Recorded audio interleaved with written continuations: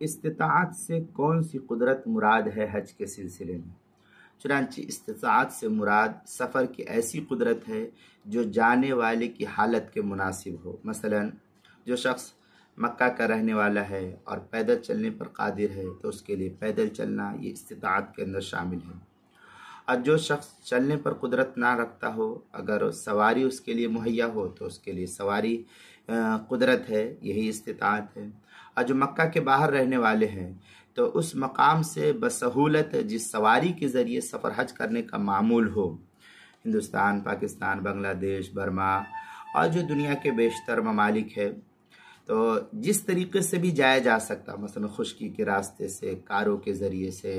ٹرینوں کے ذریعے سے، بسوں کے ذریعے سے، جانوروں پر سواریوں کے ذریعے سے، اونٹوں کے ذریعے سے، یا اور بھی جو چیزیں، ان چیزوں کے ذریعے سے، یا سمندری راستے سے، یا پانی کی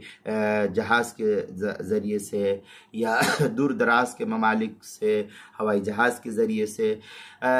جس طریقے سے بھی جائے، الغرض جس جگہ سے بھی جس طرح کی سواری سفر حج میں استعمال ہوتی ہو، اگر اس کے اوپر مکمل قدرت اس کو ہے تو یہی اس کے لیے شرط ہے۔ یہی حال زیادہ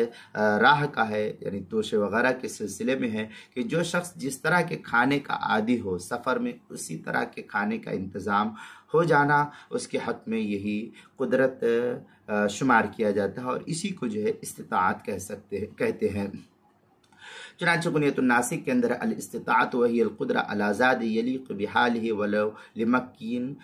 ملکن لا بالاباحۃ ولا علی راحلۃ مختصہ تنبی۔ اس طریقے کی عبارت غنیۃ الناسک کی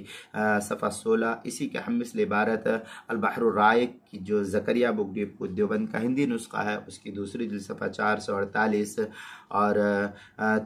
کیا نام ہے 313 پر بھی ہے۔ فتاوی شامی جو زکریا بک ڈپو دیوبند کا ہندی نسخہ، اس کی تیسری جلد صفحہ 458، الہٰ السنن جو کراچی کا چھپا ہوا نسخہ، اس کی 10ویں جلد صفحہ 6، فتاوی والوالجیہ پہلی جلد صفحہ 253،